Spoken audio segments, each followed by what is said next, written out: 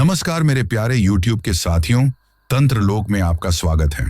अब ये तंत्र लोक नाम सुनकर आप में से बहुत से लोग सोच रहे होंगे कि आखिर ये क्या नया अजूबा है।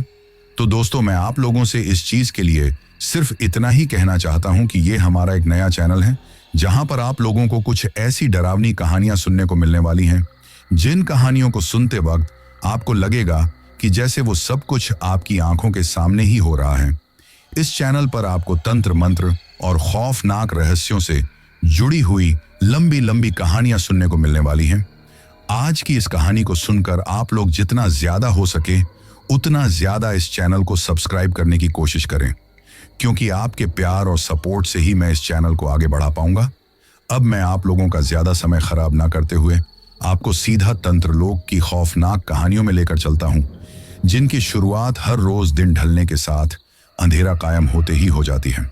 नमस्कार दोस्तों, मेरा नाम अनन्या है और मैं झारखंड के पाकुड़ जिले की रहने वाली हूं। आज मैं आपको अपने जीवन की एक सच्ची और डरावनी घटना के बारे में बताना चाहती हूं, जिसने मेरी जिंदगी को पूरी तरह बदल कर रख दिया। दरअसल ये जो कुछ भी हुआ था वो उस वक्त हुआ था जब मेरी उम्र महज 14 साल के आसपास थी। उस वक्त मैं अपनी बुआ के यहाँ गई हुई थी। मेरी बुआ का ससुराल हमारे ही शहर से कुछ ही दूरी पर है, लगभग 20 किलोमीटर दूरी पर। बचपन से ही मेरी बुआ का मुझसे काफी लगाव था और ऐसे में मैं अक्सर उनके पास रहती थी। कुछ सालों तक मैं उनके साथ रही क्योंकि मेरे पापा की रेलवे जॉब उस वक्त चेन्नई साइड में थी। पापा रेलवे में थे, तो ऐसे में मम्मी मेरे छोटे भाई को लेकर चली गई थी और पापा ने और मम्मी ने मुझे बुआ के पास छोड़ दिया था। पापा की ड्यूटी एक ग्रामीण इलाके में थी, जिसकी वजह से मेरी पढ़ाई को देखते हुए मुझे बुआ के पास भेज दिया था। जब मैं बुआ के साथ गांव में रहती थी तो उनके ही पीछे की तरफ एक मकान था जहां पर सोनिया भाभी भी रहती थी। सोनिया भाभी मुझसे बहुत ज्यादा लगाव रखती थी। देखने में वो बहुत सुंदर नहीं थी, वो एकदम काली, शरीर में ज्यादा हेल्दी और साधारण नैन नक्श की थी। इसी वजह से उसके पति उसे पसंद नहीं करते थे और आए दिन इस बात को लेकर उसके घर वालों और उसके पति के बीच लड़ाई झगड़ा होता था। उसके पति को कोई सुंदर लड़की चाहिए थी, जबकि सोनिया भाभी ऐसी नहीं थी। उसके पति के घर वालों ने जबरदस्ती पैसों की लालच में आकर सोनिया भाभी से उसकी शादी करवा दी थी। सोनिया भाभी के ससुराल वालों ने भी उसे परेशान करना शुरू कर दिया और उस पर दबाव बनाने लगे कि वो अपनी मायके से कुछ और दहेज लेकर आए। ऐसे में आए दिन इसी तरह लड़ाई झगड़ा चलता रहता था। मुझे सोनिया भाभी की तकलीफ देखकर बहुत तकलीफ होती थी। वो मुझसे बहुत प्यार करती थी और मैं भी उनसे बहुत लगाव रखती थी। जब भी मुझे वक्त मिलता मैं उनके पास उनके घर पर चली जाया करती थी।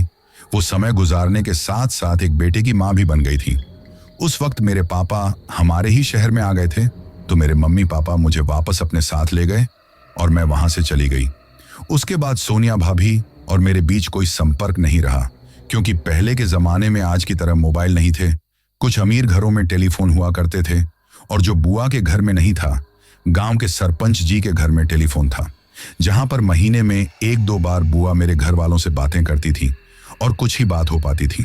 बस हाल चाल जान लिया जाता था। मुझे तो बुआ से कभी बात करने का मौका ही नहीं मिला, तो ऐसे में कभी सोनिया भाभी से बात भी नहीं हो पाई थी। धीरे धीरे समय गुजरता गया।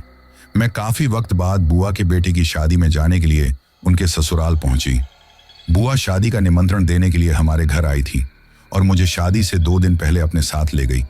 मुझे अपनी पुरानी सहेलियों से मिलना था, खासकर सोनिया भाभी से, लेकिन मुझे नहीं पता था कि सोनिया भाभी के साथ क्या हुआ है और क्या नहीं। जब मैं बुआ के ससुराल पहुंची तो उनके घर वालों से कुछ देर बातें करके मैं छत पर चली गई। वहां से मैं सोनिया भाभी के घर की तरफ देख रही थी, जो बंद लग रहा था। मुझे हैरानी हुई कि घर वाले कहाँ चले गए। शायद किसी काम से या किसी शादी में गए होंगे। शाम होने पर बुआ ने मुझे अपने कपड़ों का थैला दिया और ऊपर छत पर बने हुए कमरे में रख आने के लिए कहा। जब मैं वापस आने लगी तो मेरी नजर सोनिया भाभी के घर की तरफ गई। मैंने देखा कि वो उनके मकान की छत पर आगे छज्जे पर खड़ी हुई थी। वहां बिल्कुल अंधेरा था, लेकिन हाथ के इशारे से उसने मुझे हाय बोला। मुझे समझ में आ गया कि ये सोनिया भाभी हैं। मैं उनसे बातें करने की कोशिश करने लगी, परंतु उन्होंने कोई जवाब नहीं दिया। शायद हमारे घर में नीचे की साइड कोई फूफा जी या और कोई लोग होंगे, जिसकी वजह से वो नहीं बोल पा रही थी। मैंने देखा कि उसने घूंघट भी किया हुआ था। ऐसे में मैंने ज्यादा उनसे बातें नहीं की। कुछ देर बाद वो वापस कमरे में चली गई। फिर मैं अपने कमरे में आई और अपने कपड़ों को थैली में से निकालकर अलमारी में रखने लगी। कुछ वक्त गुजर गया, फिर मैं कमरे से बाहर आई। मैं हैरान रह गई कि सोनिया भाभी मेरी आंखों के सामने खड़ी हुई थी। मुझे देखकर मुझे बहुत खुशी हुई। उसने अजीब तरीके से मुस्कुराते हुए कहा, आ गई तुम? मुझे अकेला छोड़कर क्यों चली गई थी? तुम्हें पता है मैं तुम्हें कितना याद करती थी। मैंने कहा, क्या करती भाभी जी? आपको पता है ना जाना जरूरी था। पापा की पोस्टिंग चेन्नई की साइड थी और वहां की पढ़ाई भी हमारी जैसी नहीं थी। पापा की जहां पोस्टिंग थी वो एक गांव का इलाका था, तो बुआ के पास छोड़ दिया। लेकिन अब पापा वापस हमारे शहर में ही आ गए। ऐसे में मुझे फिर से मम्मी पापा ने अपने पास बुला लिया। यह सुनकर सोनिया भाभी अजीब तरीके से मुझे देख रही थी, जैसे मुझे कभी देखा ही ना हो। फिर बोली, अब तो यही रहोगी ना? मुझे छोड़कर तो नहीं जाओगी? मैंने कहा, नहीं, अभी तो कुछ दिन यही रहूंगी, लेकिन पक्का मैं आज के बाद आपसे बात किया करूंगी या फिर बुआ के यहाँ आपसे मिलने आया करूंगी। वो मेरी तरफ देखकर बोली, नहीं, मुझे तो तुम्हारे साथ हमेशा रहना है। ये सुनकर मुझे थोड़ा अजीब सा लगा। मैं कुछ बोल पाती कि तभी बुआ की आवाज मुझे सुनाई दी। मैंने बुआ से कहा, अभी आई बुआ? और सोनिया भाभी की तरफ देखते हुए कहा, चलिए ना भाभी जी, नीचे चलते हैं। ये सुनकर सोनिया भाभी बोली, तुम जाओ, मैं आ रही हूं। यह सुनकर मैंने भी ज्यादा ध्यान नहीं दिया और नीचे चली गई। अब मेरी बुआ मेरी तरफ देखते हुए बोली, बेटा कब से तुम्हें आवाज लगा रही थी? क्या कर रही थी ऊपर? यह सुनकर मैं बोली, कुछ नहीं, वो सोनिया भाभी आ गई थी तो बस उनसे ही बातें कर रही थी। यह सुनकर मेरी बुआ की तो जैसे होश उड़ गए थे। वो मेरी तरफ देखते हुए हड़बड़ाते हुए बोली, क्या कहा तुमने? मैं बोली, सोनिया भाभी आ गई थी तो बस उनसे ही बातें कर रही थी। अब तो मेरी बुआ काफी ज्यादा परेशान हो गई। तभी बुआ की सास किसी काम से बुआ को बुलाने लगी तो वो मेरी तरफ देखकर बोली, अब ऊपर छत पर मत जाना, यहीं पर रहना, सुना तुमने? ये सुनकर मैं बोली, ठीक है। उस वक्त बुआ का अचानक इस तरह व्यवहार बदलने पर मैं खुद हैरान थी कि अभी कुछ देर पहले तो बुआ अच्छे से बातें कर रही थी, फिर अभी उन्होंने मुझसे इतने गुस्से में बातें क्यों की थी?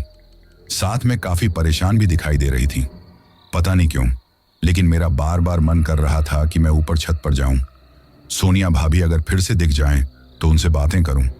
मैं बस उनके ही बारे में सोचती जा रही थी, लेकिन बुआ ने साफ इनकार कर दिया था ऊपर छत पर जाने से। फिर खाना खाने के बाद हम लोग नीचे ही कमरों में सो गए। उस वक्त बुआ ने मुझे अपनी बेटी के साथ, जो मुझसे उम्र में लगभग 10 साल बड़ी थी और उनकी शादी भी हो गई थी, उनके साथ कमरे में सुला दिया था। हम दोनों नीचे एक कमरे में सो रहे थे।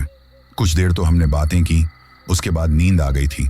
जब मैं गहरी नींद में सो रही थी, लगभग आधी रात का वक्त था, अचानक मुझे बहुत ज्यादा गर्मी लगने लगी, जो सहन करना मेरे लिए मुश्किल हो रहा था। जबकि बुआ के बेटे की शादी नवंबर में थी और इस वक्त थोड़ी सर्दी भी पड़ने लग जाती है, लेकिन जिस तरह गर्मी पड़ रही थी ऐसा लग रहा था जैसे जून का महीना हो। अधिक गर्मी पड़ने की वजह से मेरी सांस घुटने लगी। उस वक्त मुझे ऐसा लग रहा था जैसे मैं आग के बीचों बीच खड़ी हूं। बहुत ज्यादा जलन भी महसूस होने लगी थी। ना तो हड़बड़ाते हुए मेरी नींद खुल गई। अब जो कुछ मैंने अपनी आंखों के सामने देखा, उसे देखकर मेरे तो होश उड़ गए, क्योंकि मेरे ऊपर एक औरत जल रही थी जो पीले कलर की साड़ी पहने हुए थी और आग में बुरी तरह जल रही थी। उसका चेहरा भी मुझे दिखाई नहीं दे रहा था, बस उसकी थोड़ी साड़ी जलती हुई दिखाई दे रही थी, जिससे पता लग रहा था कि वो औरत है। और जिस तरह वो जल रही थी, उसके साड़ी के जलते हुए कपड़े और उसके शरीर की त्वचा जलकर मेरे ऊपर गिर रही थी। इन सब की वजह से ही मुझे ज्यादा गर्मी लग रही थी। अपनी आंखों के सामने वो भयानक दृश्य देखकर मेरे तो होश उड़ गए। मैं थर थर कांपने लगी थी। उस वक्त घबराते हुए मैंने पास में सो रही अपनी दीदी की तरफ देखा, लेकिन दीदी गहरी नींद में सो रही थी, जैसे उसे तो किसी चीज के बारे में कुछ भी महसूस ना हो। अब अपने साथ ये सब कुछ होता हुआ देखकर मैं बहुत ज्यादा घबरा गई। तभी मैंने देखा कि जलते हुए ही उस औरत ने घूर कर मेरी तरफ देखा। उसका पूरा चेहरा जल चुका था। अब घबराते हुए मेरी आंखें बंद हो गईं। इतनी हिम्मत नहीं थी कि मैं चिल्ला सकूं। कुछ देर बाद मुझे महसूस हुआ कि अब मुझे गर्मी नहीं लग रही है। सब कुछ शांत सा हो गया। अब मैंने घबराते हुए अपनी आंखें खोलकर चारों तरफ देखा। जो कुछ मेरे ऊपर गिरा था वो भी कहीं दिखाई नहीं दे रहा था। ये देखकर मैं कुछ समझ पाती कि तभी कमरे के दरवाजे से बाहर एक औरत मुझे जाती हुई दिखाई दी, जो पूरी तरह जली हुई थी और उसके शरीर पर अब एक कपड़ा भी नहीं था। दूर से देखने में वो बहुत ज्यादा काली लग रही थी और ये देखकर मेरे पैरों तले जमीन खिसक गई कि वो औरत जमीन पर नहीं चल रही थी, बल्कि बांस की लकड़ी जो बड़े खंभे से होते हैं, जिन्हें बम्बू कहते हैं, उन पर चल रही थी। अब मैं थर थर कांपने लगी, क्योंकि जिस तरह वो औरत जा रही थी उसकी तरफ मेरी नजर गई। उसके पैर भी उल्टे थे। अब मैं सोचने लगी, हे भगवान, ये तो बम्बू वाली चुड़ैल है। ये सोचकर मेरे होश उड़ गए। बम्बू वाली चुड़ैल वो होती हैं जो पूरी तरह काली, देखने में बड़ी भयानक और डरावनी होती हैं और बांस की खंभों पर चलती हैं। इसे बम्बू वाली चुड़ैल कहा जाता है। ये बड़ी ही भयानक और खतरनाक होती है। एक बार जिसके पीछे पड़ जाए उसकी जान लेकर ही मानती है, उसका जीना हराम कर देती है। इसका मतलब ये चुड़ैल मेरी भी जान ले लेगी। ये सोचकर उस वक्त मेरी क्या हालत हुई होगी, मुझसे बेहतर भला कौन समझ सकता था। मैं घबराते हुए बस इतना ही सोच पा रही थी कि आखिर ये चुड़ैल मेरे पीछे क्यों पड़ी है। मैंने क्या बिगाड़ा है इसका, कुछ भी समझ में नहीं आ रहा था। बस घबराते हुए उस तरफ देखे जा रही थी, जबकि वो बिना मेरी तरफ देखे बस आगे बढ़ते ही जा रही थी और मैं घबराते हुए उसकी तरफ देख रही थी। तभी अचानक उस चुड़ैल ने घूर कर मेरी तरफ देखा। मेरी तो सांसें ही गले में अटक गई। उस वक्त उसकी डरावनी सूरत और सफेद आंखों को देखकर मैं थर थर कांपने लगी। तभी वो घर के बाहर रास्ते के दूसरी तरफ अंधेरे में चली गई। कहाँ गई, कैसे गई, मुझे कुछ नहीं पता, लेकिन मैं बहुत ज्यादा डर गई थी। इतनी ज्यादा कि सोचने समझने की शक्ति ही जैसे खत्म हो गई थी। अब घबराहट की वजह से मुझे नींद नहीं आ रही थी। मन कर रहा था कि दीदी को नींद से जगाऊं और उन्हें सारी बात बताऊं, लेकिन फिर सोचने लगी कि अगर दीदी को नींद से जगाऊंगी, उन्हें कुछ बताऊंगी, तो शायद वो भी बहुत ज्यादा डर जाएंगी और इस वक्त मेरी भी इतनी हालत नहीं थी कि मैं किसी को कुछ सच बता सकूं। जब भी आंखें बंद करती तो वही जलती हुई औरत मुझे अपनी आंखों के सामने दिखाई देती और आंखें खोलती तो ये सोचकर डर लगने लगता कि वो चुड़ैल फिर से दिखाई दे जाएगी। ऐसे में कुछ समझ नहीं आ रहा था कि क्या करूं। बहुत ज्यादा घबरा रही थी। फिर भी हिम्मत करके अब मैंने आंखें बंद करके सोने की कोशिश की, लेकिन नींद नहीं आ रही थी। धीरे धीरे इसी तरह रात गुजरने लगी, लेकिन एक एक पल गुजारना मेरे लिए बहुत मुश्किल हो रहा था। सुबह लगभग 4 बजे के आसपास मुझे नींद आई। सुबह उठने पर रात की बात याद करते ही मुझे बहुत ज्यादा घबराहट होने लगी। मन कर रहा था कि अपनी बुआ को सब लोगों को इस बारे में बताऊं, परंतु पता नहीं वे लोग मेरी बात पर यकीन करेंगे या नहीं, इसलिए कुछ भी बताने की हिम्मत नहीं हो रही थी और सोच रही थी कि अगर वे लोग मेरी बात पर यकीन भी कर लेंगे तो विवाह है, खुशी का माहौल है। ऐसे में बेवजह ही सभी घबरा जाएंगे। जिस वजह से मैंने किसी से कुछ नहीं कहा, मैं चुप रही। मुझे परेशान देखकर मेरी बुआ ने पूछा भी कि कोई बात है क्या, तुम परेशान क्यों हो, लेकिन मैं कुछ नहीं बोली। ऐसे में उन्होंने समझा कि मैं अपने घर वालों को याद कर रही हूं, जिस वजह से परेशान हूं, इसलिए ज्यादा ध्यान भी नहीं दिया। बस मुझे यही समझाया कि वे लोग भी जल्दी ही आ जाएंगे और हम सब लोग हैं ना तुम्हारे साथ में। अब धीरे धीरे दिन भी गुजरने लगे। बुआ मुझे कभी भी ऊपर छत पर जाने नहीं देती थी। ऐसे में सोनिया भाभी न मुझे मिलती न मुझे दिखाई दी। ये मुझे थोड़ा अजीब लग रहा था कि सोनिया भाभी और उनके परिवार से तो बुआ और उनके परिवार के काफी अच्छे रिश्ते थे, लेकिन शादी में ना सोनिया भाभी दिखाई दी, न उनके परिवार में से कोई दिखाई दिया। वैसे हो सकता है कि दोनों परिवारों के बीच किसी बात को लेकर कहासुनी हो गई हो, जिसकी वजह से कोई ना आया हो। उस दिन सोनिया भाभी सिर्फ मुझसे ही मिलने के लिए आई हों, यही मैं सोच रही थी। धीरे धीरे समय गुजर गया और बुआ के बेटे की शादी भी हो गई। दुल्हन भी घर में आ गई थी। अब मैं वापस जाने की तैयारी करने लगी, लेकिन मन कर रहा था कि एक बार सोनिया भाभी से भी मिलकर जाऊं। ऐसे में समझ नहीं आ रहा था कि क्या करूं। मैं बुआ से इस बारे में बात करने की कोशिश की तो उन्होंने हड़बड़ाते हुए बात ही बदल दी। अब मेरे वापस अपने घर जाने की तैयारी तो हो गई थी। वैसे हम लोग अगले दिन निकलने वाले थे, लेकिन उस रात मेरे साथ कुछ ऐसा होने वाला था जिसकी मैंने कभी सपने में भी कल्पना नहीं की थी। मेरे लिए यकीन करना भी मुश्किल हो गया था कि ऐसा भी कुछ है। उस रात जब मैं सो रही थी तो लगभग आधी रात के वक्त मुझे जैसे किसी ने मेरा नाम लेकर पुकारा हो। एक बार तो मैं नींद में थी, इसलिए ज्यादा ध्यान नहीं दिया। लेकिन जब दूसरी बार भी इसी तरह नाम लेकर पुकारा तो हड़बड़ाते हुए मेरी नींद खुल गई। मैंने अपनी आंखों के सामने देखा कि सोनिया भाभी खड़ी हुई थी। उस वक्त जब पूरे घर वाले सोए हुए थे, उसे अपनी आंखों के सामने खड़े देखकर मैं बहुत परेशान हो गई, क्योंकि हम लोग 0 वॉट बल्ब जलाकर सोते थे और ऐसे में भाभी इतने करीब खड़ी थी कि उसे देखकर ही मैंने पहचान लिया कि वो सोनिया भाभी हैं। उसकी तरफ देखकर मैं हैरानी से बोली, सोनिया भाभी, इतनी रात गए आप यहाँ? वो मेरी तरफ देखकर अजीब तरीके से मुझे देखकर बोली, मुझे छोड़कर जाओगी तुम? ये सुनकर मैं बोली, भाभी जाना तो होगा ना? तो वो गुस्से में चिल्लाते हुए बोली, मैंने कहा ना, तुम मुझे छोड़कर कहीं नहीं जाओगी, तुम्हें मेरे साथ यही रहना है, यही रहना है। उसकी भयानक आवाज सुनकर मुझे घबराहट होने लगी, क्योंकि उसकी आवाज बहुत ज्यादा डरावनी लग रही थी। ऐसा लग रहा था जैसे एक साथ बहुत सारे लोग बोल रहे हों। अब वो रोने लगी और रोते हुए बोली, मैं बहुत अकेली हूं, कोई नहीं है मेरे साथ, तुम मेरे साथ ही रहो ना, कहीं मत जाओ, मेरे साथ रहो। ये कहते हुए वो मेरी तरफ देखकर बोली, चलो मैं तुम्हें ले जाने के लिए आई हूं। ये सुनकर मैं कुछ समझ पाती कि उसने मेरा हाथ पकड़ लिया और बोली, चलो मैं तुम्हें ले जाने आई हूं। अब ये देखकर मैं बोली, ये क्या कर रही हो भाभी जी? इतनी रात गए मैं आपके साथ कहीं नहीं जाऊंगी, मेरे घर वालों को पता चलेगा तो मुझे डांट लगाएंगे।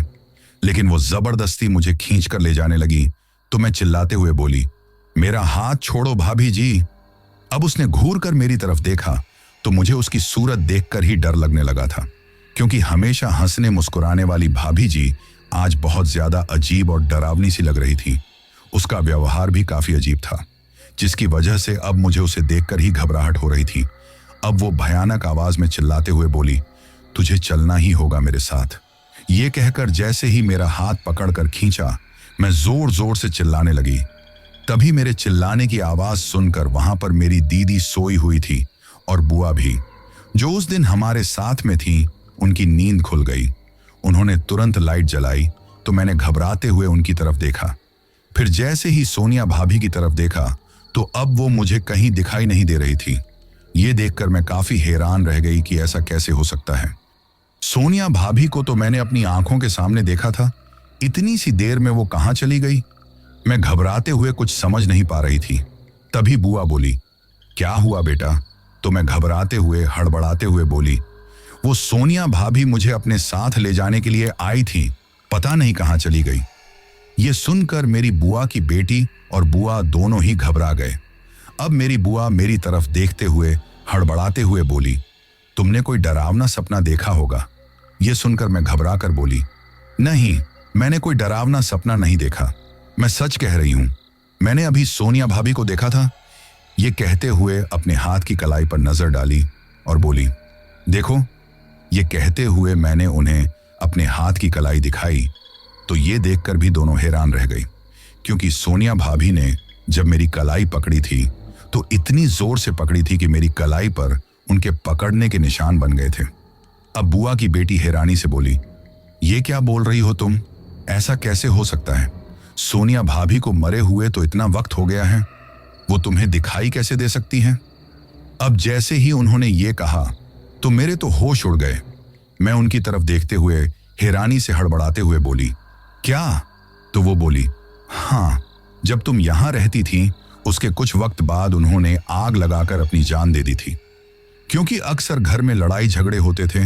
इन सब से बेचारी परेशान थी तो आग लगाकर अपनी जान दे दी थी। उसके बाद उसके मायके वालों ने पुलिस केस किया, काफी लंबा केस चला और उसके पति गौरव भैया को जेल हो गई। उसके ससुराल वाले भी अब यहां परेशान रहते थे। आए दिन लोगों की जली कटी बातें सुनने को मिलती थी और शायद कुछ और भी बातें थी जो वो किसी को बताना नहीं चाहते थे। इसीलिए एक रात में सब कुछ छोड़कर चले गए। हाथों हाथ उन्होंने जो जमीन थी वो भी भेज दी थी और हमेशा के लिए यहां से चले गए। तभी से उनका घर भी बंद पड़ा है। इतने साल हो गए, कोई लौट कर भी नहीं आया। उन्होंने कोशिश की थी उस घर को बेचने की, लेकिन किसी ने खरीदा नहीं था तो ऐसे ही बंद पड़ा है। तो तुम्हें जरूर कोई भ्रम हुआ होगा। सोनिया भाभी सपने में तुम्हें दिखाई दी होंगी और तुम्हें लगा होगा कि तुमने हकीकत में उसे देखा है, जबकि ऐसा कुछ नहीं है। अब मेरी बुआ की बेटी की बात जैसे ही मैंने सुनी तो मेरे तो कुछ समझ में नहीं आया। मेरे तो रोंगटे खड़े हो गए कि ऐसा कैसे हो सकता है। मैं घबराते हुए हड़बड़ाते हुए बोली, अगर सोनिया भाभी जिंदा नहीं है तो फिर वो मुझे दिखाई क्यों दी थी? ये सुनकर कोई कुछ बोलता उससे पहले ही फिर मैं घबराते हुए बोली, मैं सच कह रही हूं, सोनिया भाभी मुझे दिखाई दी थी।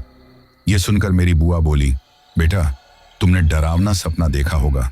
तो मैं बोली, मैं सच कह रही हूं, मैंने कोई डरावना सपना नहीं देखा। और जो सोनिया भाभी ने मुझसे बातें बोली थी वो सारी बातें उन्हें बताई। ये सुनकर वो दोनों माँ बेटी बहुत ज्यादा घबराने लगी थी। अब मेरी बुआ ये देखकर इतनी ज्यादा परेशान हो गई कि जल्दी से फूफा जी को जगा कर लेकर आई। उन्हें सारी बात बताई तो वो भी परेशान हो गए। उसी वक्त कहीं सोनिया भाभी जबरदस्ती मुझे अपने साथ न ले जाए, जिसकी वजह से बालाजी बाबा के नाम की भभूति मेरे पर की गई, जिससे मुझे डर न लगे। अब घर वाले मुझे एक पल के लिए भी अकेला नहीं छोड़ रहे थे और मैं तो ये सोचकर बहुत ज्यादा डर रही थी कि अगर सोनिया भाभी जिंदा नहीं है और वो मुझे दिखाई दी थी तो इसका मतलब उसकी आत्मा मुझे अपने साथ ले जाने के लिए आई थी। ये सोचकर ही मैं कांपने लगी और अपने आप से बोली, जो बंबू वाली चुड़ैल मुझे दिखाई दी थी क्या वो सोनिया भाभी ही थी? उस वक्त घबराहट की वजह से मैं कुछ समझ ही नहीं पा रही थी। धीरे धीरे वो रात तो गुजर गई। अगले दिन ही मैं अपने शहर वापस लौट आई थी, परंतु इन सब की वजह से मेरे दिलो दिमाग पर इस कदर डर बैठ गया था कि रात को भी सोते हुए मुझे डर लगता। हर वक्त ऐसा लगता जैसे सोनिया भाभी की आवाज मेरे कानों में गूंज रही हो, जैसे वो मुझे अपने पास बुला रही हो।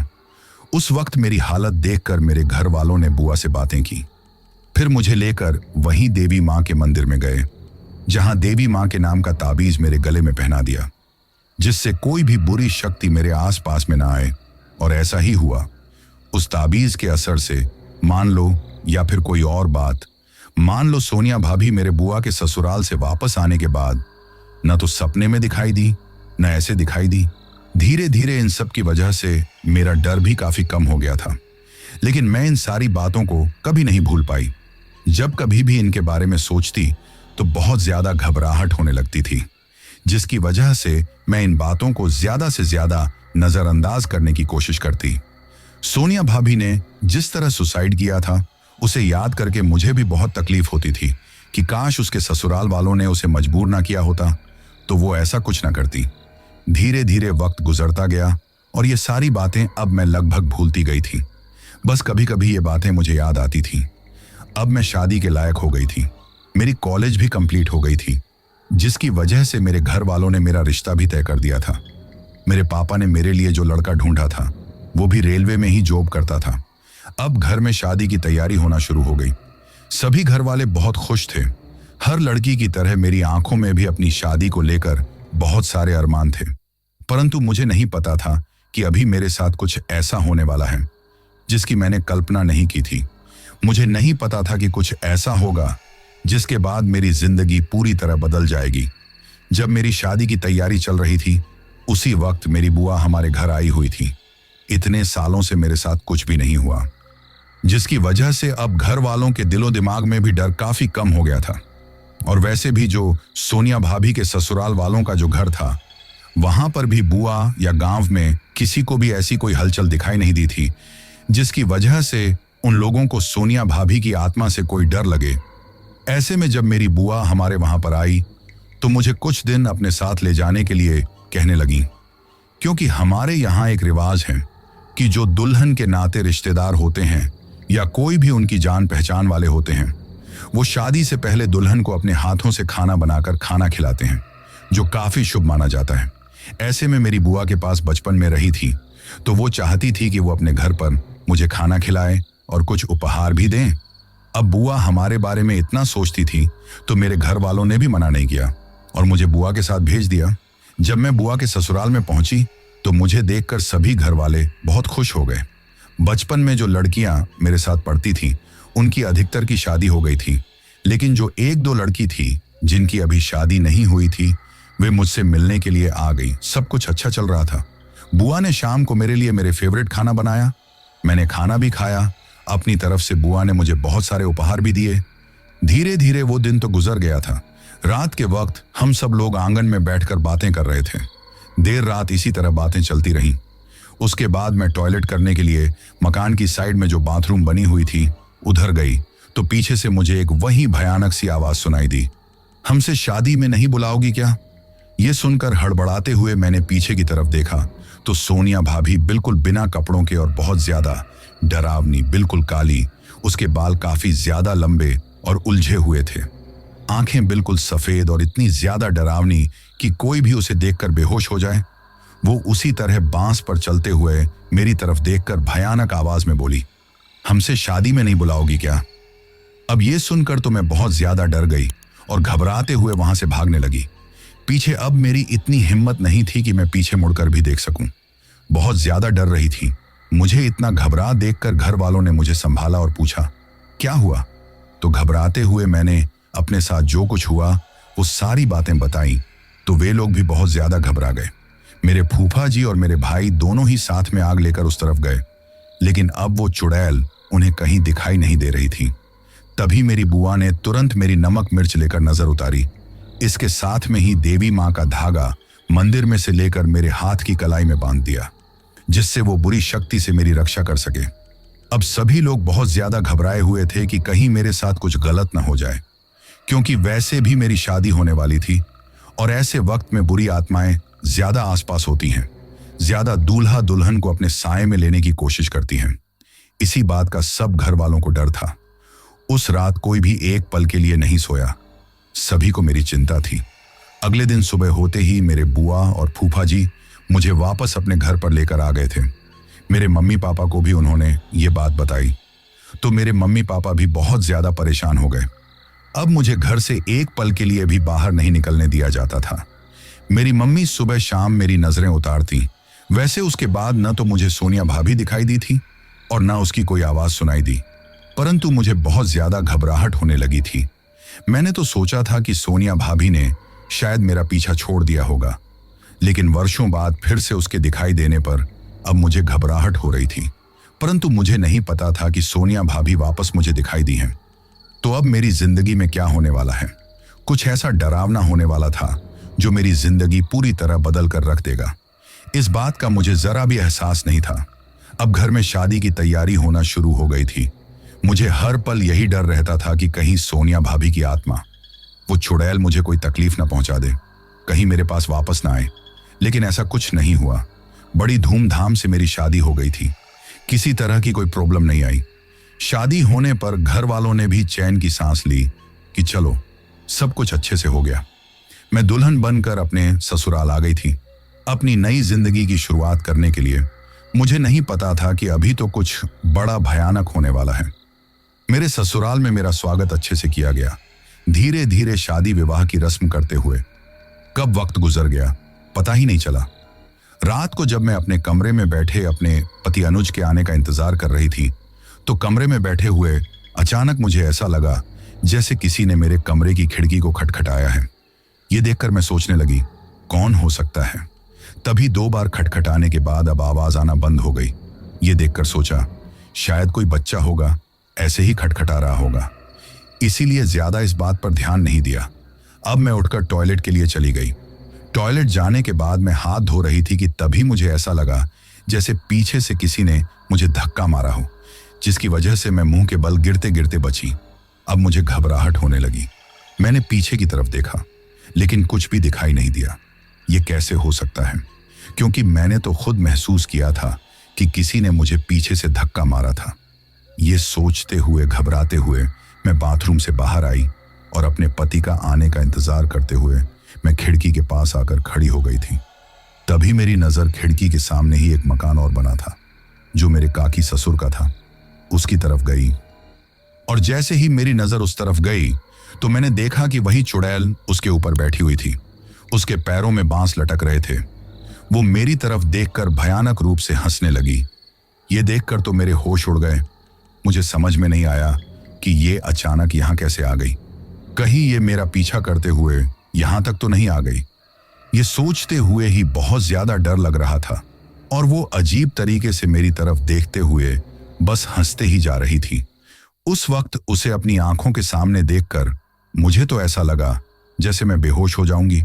बड़ी मुश्किल से अपने आप को संभालते हुए तभी मैं जल्दी से खिड़की बंद करके भागते हुए बेड की तरफ आने लगी तो किसी से टकरा गई। मैं गिरने ही वाली थी और मेरी चीख निकलने वाली थी कि तभी अनुज ने मेरी मुंह पर हाथ रख दिया और बोला, अरे मैं हूं, घबराओ मत। इस तरह चिल्लाओगी तो सब घर वाले क्या सोचेंगे? अब घबराते हुए मैं कुछ बोल नहीं पा रही थी। मुझे इतना घबराते हुए देखकर अनुज बोला, क्या हुआ, इतना क्यों डर रही हो? अब मैं उसे कुछ बताती कि तभी मैंने देखा कि उसके पीछे की वही चुड़ैल चलते हुए आ रही थी। ये देखकर मैंने घबराते हुए अनुज की तरफ देखकर अपने हाथ से पीछे की तरफ इशारा किया तो अनुज ने भी उस तरफ देखा, लेकिन कुछ उसे दिखाई नहीं दिया। तभी वो चुड़ैल एक तेज हवा की झोंके की तरह काली धुएं में बदल गई और इतनी तेजी से मेरी तरफ आई कि मैं कुछ समझती उससे पहले ही वो मेरे शरीर में आ गई। अब ऐसा लगने लगा कि जैसे जबरदस्ती कोई मेरे शरीर में ही मुझे कैद करने की कोशिश कर रहा है और मेरे अंदर घुसने की कोशिश कर रहा है। कुछ ही देर में मुझे बहुत ज्यादा तकलीफ महसूस होने लगी। उस वक्त अपने शरीर में होकर भी मुझे ऐसा लग रहा था जैसे मैं अपने ही शरीर में कैद होकर रह गई हूं। तभी मुझे अपने शरीर में से ही एक भयानक आवाज सुनाई दी, लेकिन वो आवाज उस चुड़ैल की थी। अब मेरी समझ में आ गया कि उस चुड़ैल ने मेरे शरीर पर कब्जा करके मेरी आत्मा को मेरे ही शरीर में कैद कर दिया, जिसकी वजह से मैं बहुत ज्यादा डर रही थी। तभी अनुज मुझे बेड तक लेकर आया और मुझसे बात करने लगा, लेकिन मेरी जगह उसे बातें तो वो चुड़ैल कर रही थी। वो बहुत प्यार भरी बातें कर रही थी।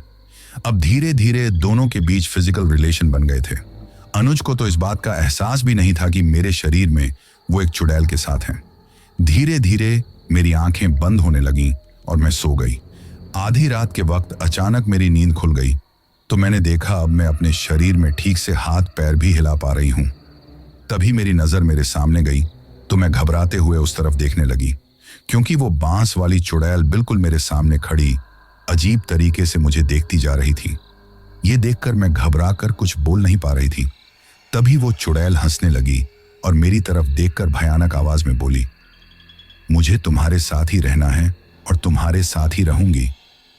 ये सुनकर मेरे तो दिल की धड़कन ही बढ़ गई। घबराहट की वजह से मैं कुछ बोल नहीं पा रही थी। तभी वो भयानक रूप से हंसने लगी, फिर काले धुएं में बदलकर खिड़की से होकर बाहर चली गई। मैं घबराते हुए बस उसकी तरफ देखते रही। उस वक्त इतना ज्यादा डर रही थी कि बेहोश हो गई। सुबह जब होश आया तो देखा अनुज मेरे पास में था।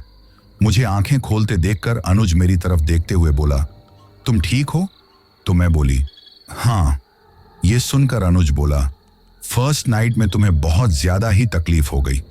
अब मैं घबराते हुए कुछ भी नहीं बोल पाई। उस दिन अनुज ने मेरा बहुत ख्याल रखा था। जो विवाह की रस्में थीं वे भी अब पूरी हो गई थीं। अब धीरे धीरे दिन गुजरने लगा, लेकिन वो बांस वाली चुड़ैल अब मुझे दिखाई नहीं दी थी। ना मेरे साथ कुछ डरावना किया था, पर यह देखकर भी मेरा डर कम नहीं हुआ, क्योंकि मुझे यह भरोसा था कि वो चुड़ैल फिर से जरूर आएगी। मुझे हमेशा इतना ज्यादा घबराई देखकर ससुराल में हर कोई पूछता कि मुझे कोई प्रॉब्लम तो नहीं है, लेकिन मैं कुछ बोल नहीं पाती थी। कभी कभी तो जरा सी आहट होने पर इतना ज्यादा डर जाती कि घर में कामकाज में कोई ना कोई गलती मुझसे हो जाती, जिसकी वजह से मेरी सास की डांट भी मुझे सुननी पड़ती थी। ये देखकर मैं घबराते हुए कुछ भी नहीं बोलती थी। कभी कभी मैं सोचती अपने घर वालों को सब कुछ बताऊं जो मेरे साथ हुआ था, लेकिन किसी को कुछ नहीं बता पा रही थी। जब भी कुछ कहने की कोशिश करती तो बहुत ज्यादा घबराहट होने लगती थी और ऐसा लगता जैसे मेरे गले में से आवाज नहीं निकल रही है। ऐसे में किसी से कुछ नहीं बोल पाई थी। इसी तरह दिन गुजर रहे थे कि तभी शादी के लगभग 3 महीने बाद मुझे पता चला कि मैं मां बनने वाली हूं। ये खबर मेरे लिए बहुत ज्यादा खुशी देने वाली थी। मेरी ससुराल वाले, मेरा पति, हर कोई खुश था। मेरे मायके वालों ने यह खबर सुनी तो उन्हें भी बहुत खुशी हुई, परंतु ये सोचकर बहुत ज्यादा घबराहट होती कि कहीं वो बांस वाली चुड़ैल मेरे बच्चे को कोई तकलीफ न पहुंचा दे। मैं मन ही मन भगवान से अपने बच्चे की सलामती के लिए प्रार्थना करती रहती। ये सोचकर दिल बहुत ज्यादा घबराता कि पता नहीं क्या होगा। तभी एक रात मैं घर की छत पर सोई हुई थी, आराम कर रही थी, क्योंकि उस वक्त थोड़ा गर्मी का मौसम था। नीचे भी लाइट में कोई प्रॉब्लम आ गई थी, जिसकी वजह से लाइट नहीं आ रही थी। ऊपर छत पर ठंडी ठंडी हवा चल रही थी तो मैं छत पर ही लेटे हुए थी। उस वक्त अनुज अपने घर वालों के साथ नीचे आंगन में बैठकर बात कर रहा था। तभी मुझे ऐसा लगा हमारी छत के पीछे बांस के पेड़ थे, उनमें से कुछ आवाज सुनाई दी। ऐसा लग रहा था जैसे बहुत तेजी से कोई चल रहा हो। यह महसूस होते ही अब मैंने लेटे हुए ही उस तरफ देखा। वही बांस वाली चुड़ैल मेरी तरफ आते जा रही थी। उस वक्त बांस पर चलने की वजह से उसकी हाइट लगभग 15 फीट के आसपास लग रही थी। बहुत ज्यादा डरावनी थी। उसे अपनी तरफ आते देखकर मैं थर थर कांपने लगी। मैं चिल्लाने की कोशिश करने लगी, लेकिन जैसे मेरे गले की आवाज गले में ही रुक गई थी। बहुत कोशिश करने के बाद भी आवाज गले से नहीं निकल रही थी। ऐसे में बहुत ज्यादा डर लग रहा था कि पता नहीं ये चुड़ैल अब मेरे साथ और मेरे बच्चे के साथ क्या करेगी। वही वो चुड़ैल अजीब तरीके से मुस्कुराते हुए मेरे पास आई और बोली, मुझे बहुत तेज भूख लगी है, मुझे कुछ खाने को दो। उसकी वो भयानक आवाज सुनकर, उसकी भयानक सूरत को देखकर मेरे तो दिमाग ने ही काम करना छोड़ दिया था। मैं कुछ भी नहीं समझ पा रही थी। तभी उस चुड़ैल ने मेरे पेट की तरफ देखा और अपना हाथ बढ़ाया, जो देखते ही देखते लंबा हो गया। उसने मेरे पेट पर हाथ रखा और अपने खुरदुरे हाथ को मेरे पेट पर फिराने लगी, तो मैं बहुत ज्यादा डर गई। तभी वो अजीब तरीके से अपनी मुंडी घुमाने लगी और फिर मेरे पेट की तरफ देखकर अजीब तरीके से जोर से चिल्लाई, तो अचानक मेरे पेट में बहुत तेज दर्द होना शुरू हो गया। उस वक्त मेरे पेट में बहुत तेज दर्द होना शुरू हो गया। उस वक्त मेरे पेट में बहुत तेज दर्द होना शुरू हो गया। उस वक्त मेरे पेट में बहुत तेज दर्द होना शुरू हो गया। उस वक्त मेरे पेट में बहुत तेज दर्द होना शुरू हो गया। उस वक्त मेरे पेट में बहुत तेज दर्द होना शुरू हो गया। उस वक्त मेरे पेट में बहुत तेज दर्द होना शुरू हो गया। उस वक्त मेरे पेट में बहुत तेज दर्द होना शुरू हो गया। उस वक्त मेरे पेट में बहुत तेज दर्द होना शुरू हो गया। उस वक्त मेरे पेट में बहुत तेज दर्द होना शुरू हो गया। उस वक्त मेरे पेट में बहुत तेज दर्द होना शुरू हो गया। उस वक्त मेरे पेट में बहुत तेज दर्द होना शुरू हो गया। उस वक्त मेरे पेट में बहुत तेज दर्द होना शुरू हो गया।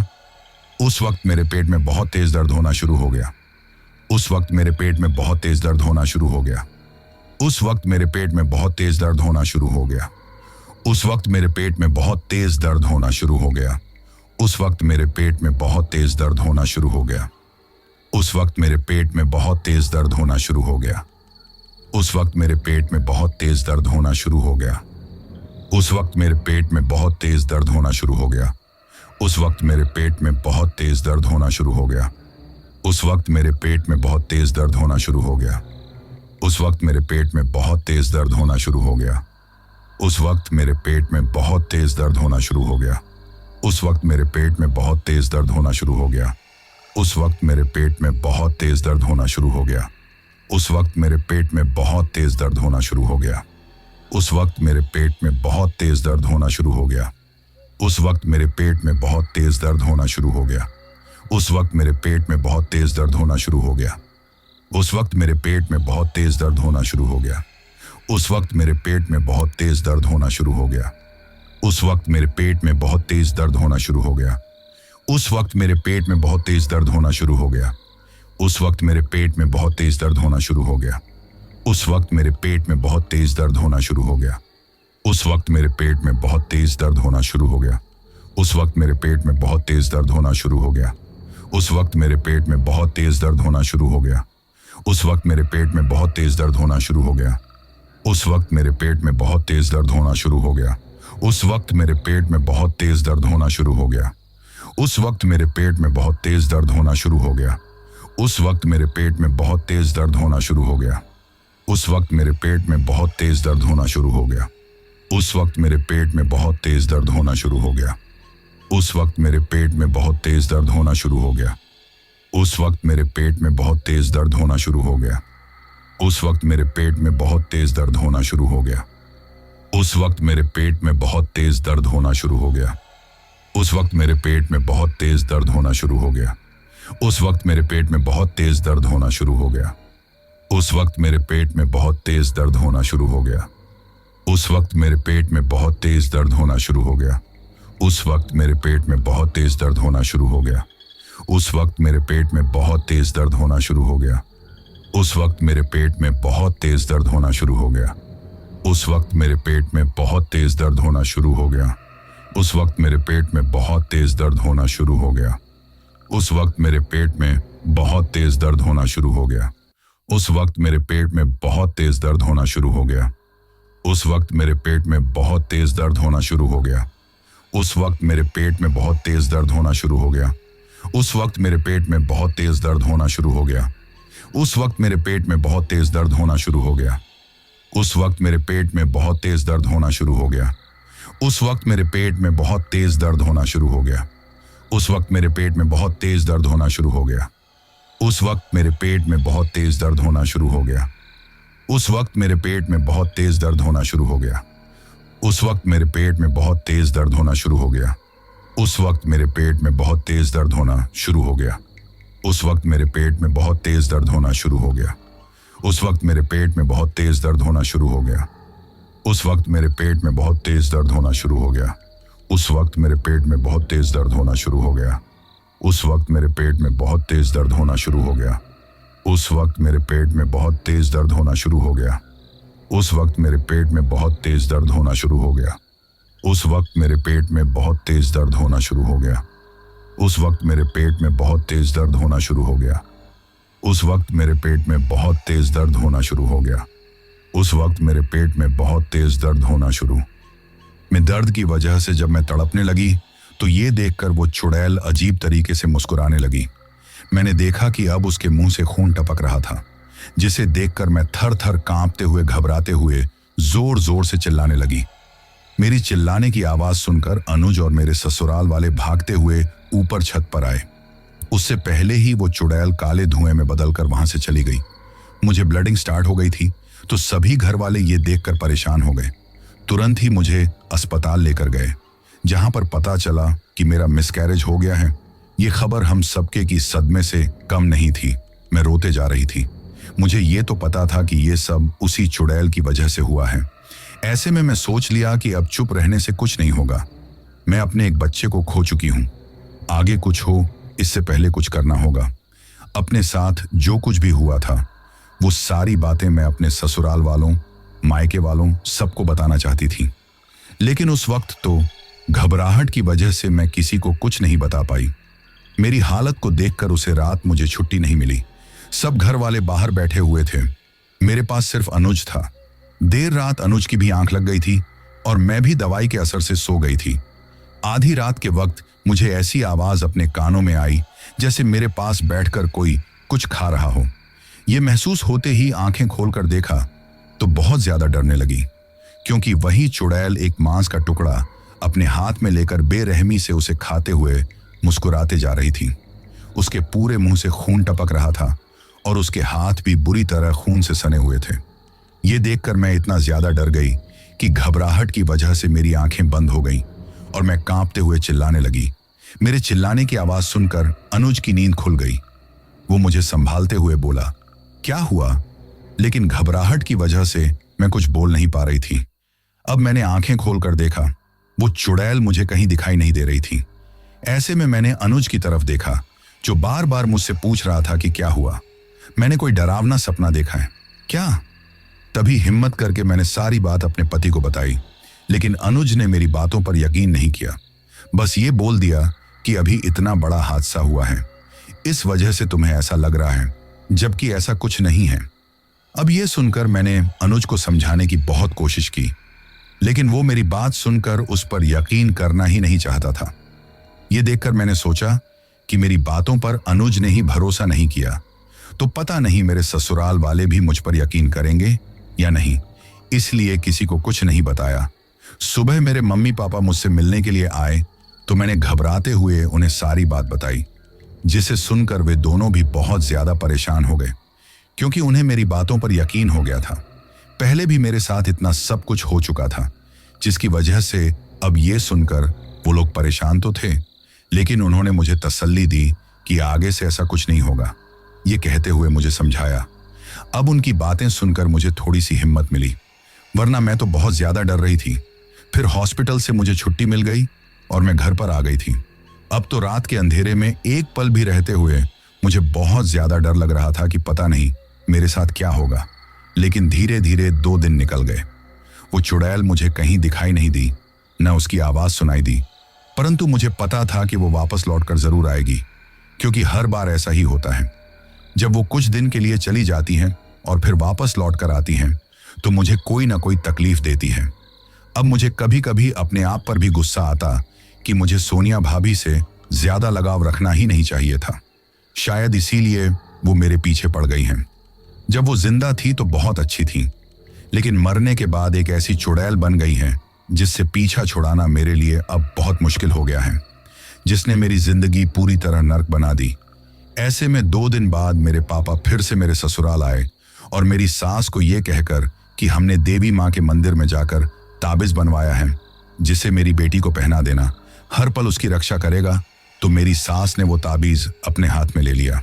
उस वक्त वो ताबीज मेरे पापा ने मुझे इसलिए नहीं दिया था क्योंकि मेरे साथ में इतना सब कुछ हुआ था। मतलब मापा 5 महीने का मिसकैरेज हुआ था। ऐसे में ऐसे टाइम कोई भी पवित्र चीज हाथ में नहीं दी जाती, इसलिए मेरी सासू माँ को दिया था। धीरे धीरे जब 1 महीना गुजर गया और अब सब ठीक है, तब मेरी सास ने वो ताबीज मुझे दे दिया जिसे मैंने देवी माँ के सामने हाथ जोड़कर पहन लिया। अब मैं सोचने लगी थी शायद अब देवी माँ हमेशा मेरी रक्षा करेंगी, लेकिन जो कुछ हुआ था उसकी वजह से बहुत ज्यादा घबराहट होने लगती थी। धीरे धीरे इसी तरह दिन गुजरने लगे थे। तभी एक दिन मेरे ससुराल में हमारे ही परिवार में एक मेरी ताई सास लगती थी, उनकी मौत हो गई थी। उस वक्त मेरे दिमाग में ये बात नहीं आई कि घर में किसी की मौत होने पर या किसी की डिलीवरी होने पर गले में जो भगवान के नाम का ताबीज होता है वो अपवित्र हो जाता है और फिर उसका असर नहीं रहता। और यही मेरे साथ हुआ था। जब तक वो ताबीज मेरे गले में था, वो बांस वाली चुड़ैल मुझे दिखाई नहीं दी थी। न मेरे साथ कुछ गलत हुआ था, लेकिन अब वो ताबीज अपवित्र हो चुका था। वैसे कुछ दिन तो इसी तरह गुजर गए थे। मैं फिर से प्रेग्नेंट हो गई। इस बार बहुत ज्यादा घबराहट हो रही थी कि पता नहीं क्या होगा। उस वक्त मुझे टेंशन में रात को नींद नहीं आती थी कि कहीं बांस वाली चुड़ैल फिर से मेरे बच्चे को मुझसे छीन कर न ले जाए। तभी एक रात मैं सो रही थी। अनुज किसी रिश्तेदारी में गया हुआ था। उस वक्त मैं अपने कमरे में अकेली थी। रात को अचानक मुझे भयानक रूप से हंसने की आवाज सुनाई देने लगी। तो घबराते हुए मैंने आंखें खोलकर देखा तो वही चुड़ैल मेरे पास में खड़ी हुई अजीब तरीके से मेरे पेट की तरफ देखते हुए जोर जोर से हंस रही थी। ये देखकर मैं बहुत ज्यादा घबरा गई और चिल्लाने लगी। मेरे चिल्लाने की आवाज सुनकर मेरी सासू माँ दौड़कर मेरे पास आई और पूछा, क्या हुआ? तो घबराते हुए पहले तो मैं कुछ बोल नहीं पाई, फिर हिम्मत करके मैंने उसे बांस वाली चुड़ैल के बारे में उन्हें भी बता दिया। मेरी बात सुनकर उन्हें घबराहट होने लगी। जब उन्होंने मेरी ससुर जी से इस बारे में बातें की तो उन्होंने कहा, ऐसा कुछ नहीं होता, ये इसके मन का भ्रम है और कुछ नहीं। ऐसे में मेरी सास ने भी मेरी बातों पर यकीन नहीं किया था। वैसे भी जब तक इंसान पर खुद पर नहीं गुजरती है, न दूसरे की तकलीफ उसे मजाक ही लगती है। अनुज अगले दिन ही आ गया था। मैंने उसे भी सारी बातें बताई, लेकिन न अनुज ने मेरी बातों पर यकीन किया, न मेरे ससुराल वालों ने यकीन किया। हर किसी ने उसे डरावना सपना और मेरा भ्रम समझकर छोड़ दिया था, जिसकी वजह से मुझे बहुत ज्यादा घबराहट होने लगी। मैंने अपनी मम्मी पापा से इस बारे में बोला तो उन्होंने कहा कि वे फिर से ताबीज बनवा कर लेकर आएंगे, लेकिन उससे पहले ही एक दिन मैं गैस जलाकर दूध गर्म कर रही थी। अचानक मुझे एक भयानक सी आवाज सुनाई देने लगी, जैसे कोई हंस रहा है। मैंने चारों तरफ देखा, लेकिन कुछ भी नजर नहीं आया। तभी खिड़की पर मुझे वही बांस वाली चुड़ैल दिखाई दी। उसे देखकर मैं बहुत ज्यादा घबरा गई। तभी वो एक काले धुएं में बदलकर मेरी तरफ भागते हुए आई और मेरे शरीर में आ गई थी। अब मैं अपने शरीर में पहले की तरह ही कैद होकर रह गई थी। तभी उस चुड़ैल ने मेरी दोनों हाथ उस दूध में दे दिए, जिसकी वजह से मुझे बहुत ज्यादा दर्द हो रहा था, लेकिन मैं चाहते हुए भी नहीं हिला पा रही थी, बस तड़प रही थी। तभी मेरी सासू माँ वहां पर आई। उसने ये देखा तो घबराते हुए मेरा हाथ पकड़कर मुझे खींच लिया। ऐसे में पूरा दूध नीचे गिर गया, जिसकी वजह से मेरे पैर के तलवे भी जल गए थे। अब मेरी सासू माँ ने सभी को आवाज लगाई तो मेरी हालत देखकर सभी मुझे तुरंत हॉस्पिटल लेकर गए। मेरी ऐसी हरकतें देखकर हर कोई हैरान था। सभी मुझसे बार बार पूछ रहे थे कि मैंने ऐसा क्यों किया, लेकिन मैं चाहते हुए भी कुछ नहीं बता पा रही थी। आखिर उन्हें बता भी तो क्या बताती। जब भी कुछ बोलने की कोशिश करती तो मेरी तो आवाज ही गले में अटक जाती थी, जिसकी वजह से कुछ बोल भी नहीं पा रही थी। मेरा काफी इलाज चला, तब जाकर मुझे आराम मिला था। अब मैं किसी से बोलती नहीं थी, क्योंकि जब भी बोलने की कोशिश करती तो मेरे गले में तेज दर्द होता, मुझे बहुत ज्यादा तकलीफ होने लगती, जिसकी वजह से मैं चुप ही रहती थी। अक्सर मेरी हालत देखकर अनुज मुझसे बात करने की कोशिश करता, लेकिन मैं उनसे भी कोई बात नहीं करती, जिसकी वजह से वो कुछ भी नहीं समझ पाता कि आखिर मैं ऐसा क्यों कर रही हूं। मेरे साथ ये क्या हो रहा है। वैसे तो मैं किसी से नहीं बोलती थी, परंतु कभी कभी मेरे शरीर में जो बांस वाली चुड़ैल थी, कभी वो तेज तेज आवाज में आधी रात को रोने लग जाती, तो कभी ऊपर छत पर जाकर छज्जे पर आगे की तरफ पैर लटकाकर बैठ जाती थी, जिसकी वजह से सभी घर वाले बहुत परेशान थे। मेरे रोने की आवाज सुनकर उनकी नींद डिस्टर्ब हो जाती। छत पर जाकर बैठने की वजह से मेरी हरकतों को देखकर उन्हें गुस्सा भी आता। पहले तो उन्होंने काफी समझाया, फिर धीरे धीरे मुझे भला बुरा कहने लगे, लेकिन मैं उन्हें कैसे समझाती कि मेरे साथ क्या हो रहा है, मुझे कितनी तकलीफ हो रही है। मैं चाहते हुए भी कुछ नहीं कर पा रही हूं। लगातार मेरी ऐसी हरकतों की वजह से सभी लोग बहुत ज्यादा परेशान हो गए। तो ऐसे में घर वालों को लगा कि मेरी दिमागी हालत ठीक नहीं है। उस वक्त मेरे मायके वालों ने भी मेरी हालत को देखते हुए मुझे फिर से गले में ताबीज पहनाया, लेकिन इस बार कोई ऐसा नहीं हुआ।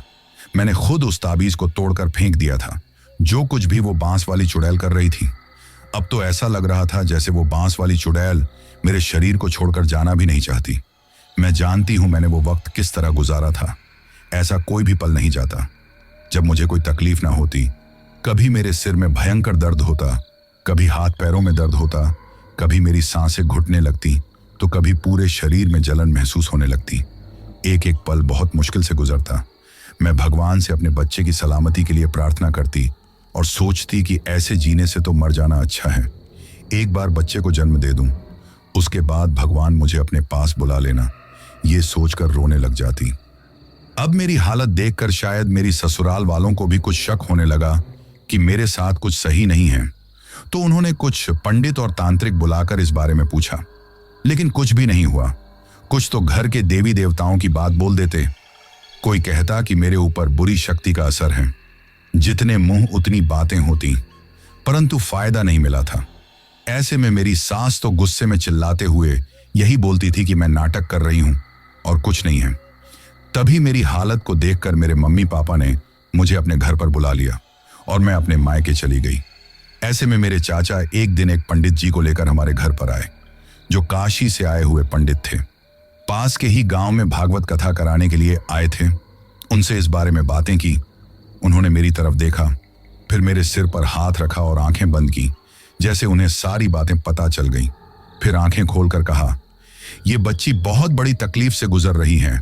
उस बांस वाली चुड़ैल ने इसे पूरी तरह कैद कर लिया है और उससे छुटकारा पाना इतना भी आसान नहीं है, क्योंकि ये जो चुड़ैल है, ये जब जीवित थी तो एक ऐसी औरत थी जिसे अपनी जिंदगी में कभी कोई खुशी नहीं मिली, न पति का प्यार मिला, न ससुराल वालों का साथ मिला और न अपने बच्चे के साथ अच्छा वक्त गुजारने को मिला, जिसकी वजह से इसकी आत्मा भटकती हुई एक प्रेत योनि में जाकर चुड़ैल बन गई, जिसकी वजह से ही वो अच्छे बुरे की समझ भूल गई है।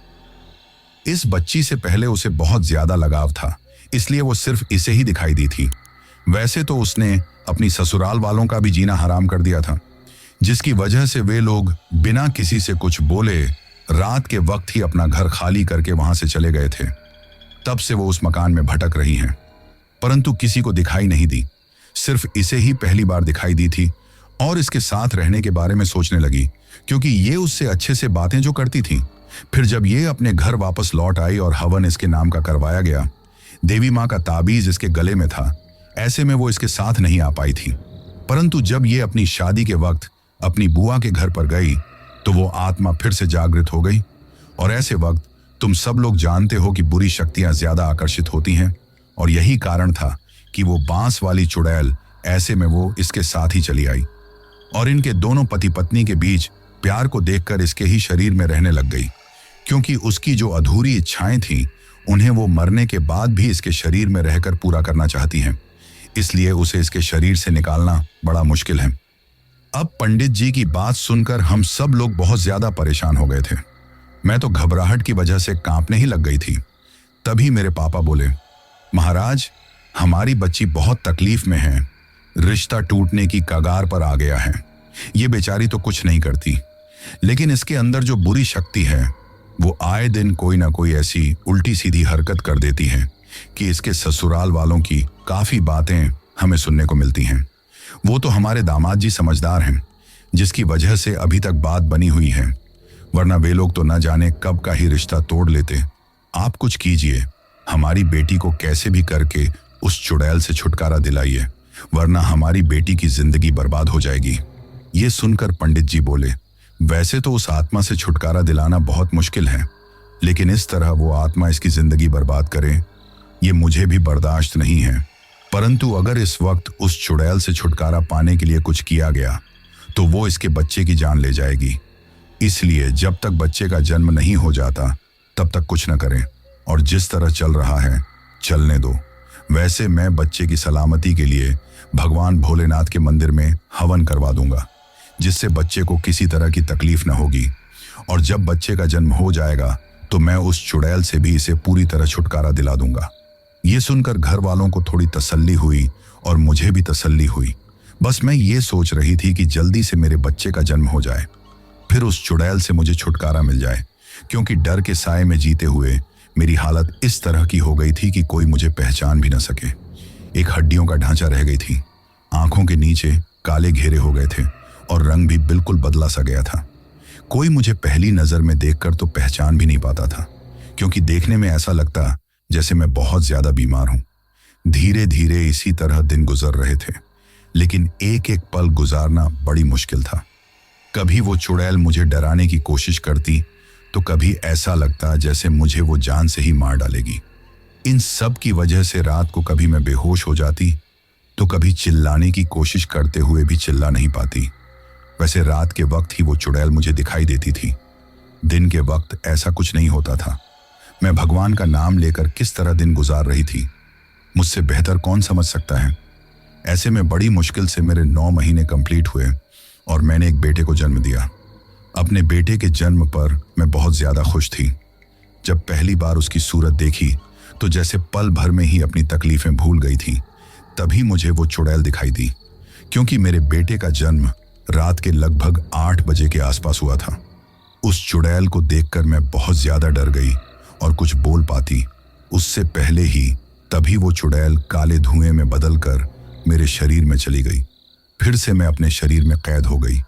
ऐसे में चाहते हुए भी न मैं अपने बेटे को दूध पिला रही थी, न मैं उसकी तरफ देख रही थी, बस जोर जोर से चिल्ला रही थी, जिसकी वजह से मेरे ससुराल वाले बहुत ज्यादा परेशान हो गए। मेरी ऐसी हरकतें देखकर उन्हें बहुत गुस्सा आता था। अब तो मैं नहाती भी नहीं थी, न कुछ खाती। ऐसे में वो लोग इतने ज्यादा परेशान हो गए कि मेरे ससुर जी ने कॉल करके मेरे पापा को बुला लिया और कहा कि आपकी बेटी की दिमागी हालत ठीक नहीं है। जब से हमारे घर में आई हैं, उल्टी सीधी हरकतें कर हमारा तो जीना हराम कर दिया है। अब हम इसकी हरकतें और नहीं देख सकते, हम इसे और बर्दाश्त नहीं कर सकते। हम हमारे बच्चे को अपने पास रख लेंगे और तुम लोग अपनी बेटी को अपने साथ ले जाओ। ये सुनकर पापा बहुत परेशान हो गए। वो मुझे समझाने लगे, लेकिन मैं उनसे क्या बोलती, बस रोती जा रही थी, क्योंकि मुझ पर जो गुजर रही थी वो तो मेरे सिवाय कोई और नहीं समझ पा रहा था। अब मेरे घर वाले भी चाहते थे कि मैं उनके साथ चली जाऊं, ताकि वो लोग कहीं पर मेरा अच्छे से इलाज करवा सकें। लेकिन इस वक्त मेरे पति अनुज ने यह कहकर मना कर दिया कि मैं अपनी पत्नी को कहीं नहीं भेजने वाला, मैं उसे अपने साथ रखूंगा। जब उसके घर वालों ने उससे कहा कि वो मुझे जाने दे, तो उन्होंने अपने घर वालों से भी कह दिया कि अगर उन लोगों को मैं पसंद नहीं हूं तो वे लोग हमें अलग कर सकते हैं। अनुज ने उस वक्त मेरा बहुत साथ दिया, क्योंकि कहीं ना कहीं उसे भी महसूस हो रहा था कि मैं बहुत ज्यादा तकलीफ में हूं। अब अनुज के सामने मेरे ससुराल वाले भी कुछ ना बोल पाए और मैं अपने मायके नहीं गई। वैसे अनुज मेरा बहुत ख्याल रखता था।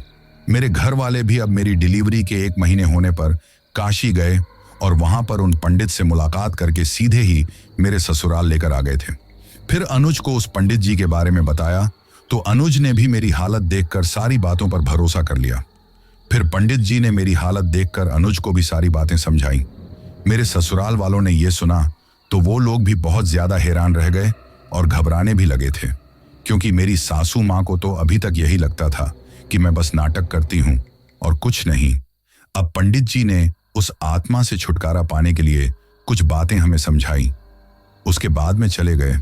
अब मेरे बेटे को मेरी सास संभालती थी, क्योंकि उन्हें भी एहसास हो गया था कि मैं किस दर्द से गुजर रही हूं और उन्हें ये डर भी था कि कहीं वो चुड़ैल मेरे बेटे को कोई तकलीफ न पहुंचा दे।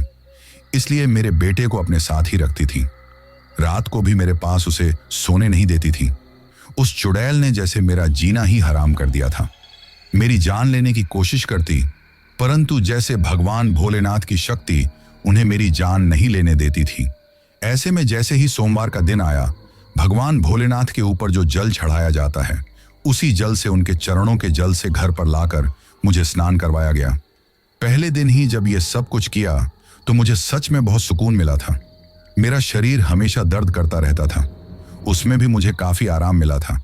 वही वो बांस वाली चुड़ैल अब मुझे दिखाई तो देती थी, लेकिन मुझे छू नहीं पाती थी।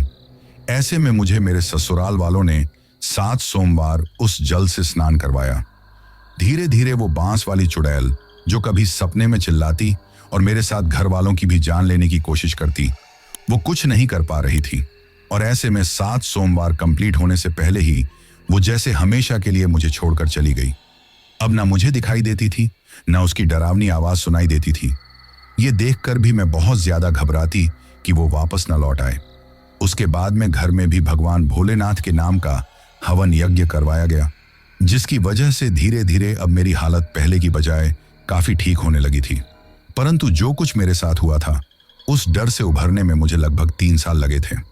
वैसे डर तो पूरी तरह खत्म नहीं हुआ, लेकिन मुझे भरोसा हो गया कि अब भगवान मेरे साथ में हैं, जिससे वो चुड़ैल मेरा कुछ नहीं बिगाड़ पाएगी।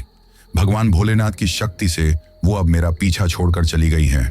अब मैं भगवान भोलेनाथ की अपने परिवार के साथ मिलकर बहुत ज्यादा पूजा अर्चना करती हूँ। मुझे भरोसा है कि वो मुझे तो क्या, मेरे घर परिवार पर आंच भी नहीं आने देंगे। परंतु आज भी रात के वक्त अकेले में जरा सी आहट होने पर मैं बहुत ज्यादा डर जाती हूँ। ऐसा लगता है कहीं वो बांस वाली चुड़ैल वापस लौट कर ना आ जाए। इस डर को शायद मैं कभी नहीं भूल पाऊंगी। आज मैं एक बात सोचती हूँ कि बिना किसी गलती के, सिर्फ इसलिए कि सोनिया भाभी से मेरा लगाव था, मरने के बाद प्रेत योनि में जाने के बाद भी वो मुझे अपने साथ ले जाने की जिद करने लगी, क्योंकि वो एक बुरी आत्मा बन चुकी थी। और आज इसीलिए अपने घर परिवार के अलावा किसी भी पड़ोसी, नाते रिश्तेदार से कोई मतलब नहीं रखती हूँ, क्योंकि एक डर दिमाग में जो बैठ गया है, जो शायद कभी नहीं निकलेगा। तो दोस्तों, ये थी हमारी आज की कहानी। कहानी आपको कैसी लगी ये आप मुझे कमेंट बॉक्स में कमेंट करके जरूर बताना। और दोस्तों, अब इस चैनल पर भी बेनाम की तरह ही रेगुलर स्टोरीज आने वाली हैं, तो आप लोग अब हर रोज स्टोरीज सुनना मत भूलना। इसके बाद मैं उन लोगों के नाम लेता हूं जिन्होंने पिछली स्टोरी सुनने के बाद कमेंट करके ये बताया था कि वो कहां से कहानी सुनते हैं और उनका नाम क्या है। तो सबसे पहले फैजान हैदर हैं लाहौर पाकिस्तान से, सुरेंद्र हैं विजयनगर राजस्थान से, वाजिद हैं पटियाला हाउस पाकिस्तान से, अख्तर हुसैन हैं बारामूला कश्मीर से, शाकिर अंसारी हैं मुंबई से, इमरान पारली हैं महाराष्ट्र से, पूर्ण चंद हैं बालोतरा राजस्थान से, मोहन हैं झारखंड से, अनुज कुमार हैं बिहार से, सुजीत राम हैं कोलकाता से, जय कुमार प्रजापति हैं भोपाल से, शरीफ हैं सूरत से, अनोखे लाल हैं यूपी से, जीएम शेख हैं अहमदाबाद गुजरात से, फैजान अहमद हैं भोपाल से, यूएस तिवारी और हर्ष तिवारी हैं सिरसा प्रयागराज से, जितेंद्र मौर्य हैं बरेली से, पूनम हैं जमशेदपुर झारखंड से, और सबसे लास्ट में अंजुम खान हैं सूरत से। तो दोस्तों, ये थे उन लोगों के नाम जिन्होंने पिछली स्टोरी पर कमेंट करके हमें बताया था कि वो कहां से कहानी सुनते हैं। इसके साथ ही अगर अभी तक भी आप लोगों ने चैनल को सब्सक्राइब नहीं किया है तो जल्दी से चैनल को सब्सक्राइब कर लो, क्योंकि आपका ये छोटा सा सहयोग मेरे लिए बहुत ज्यादा मायने रखता है।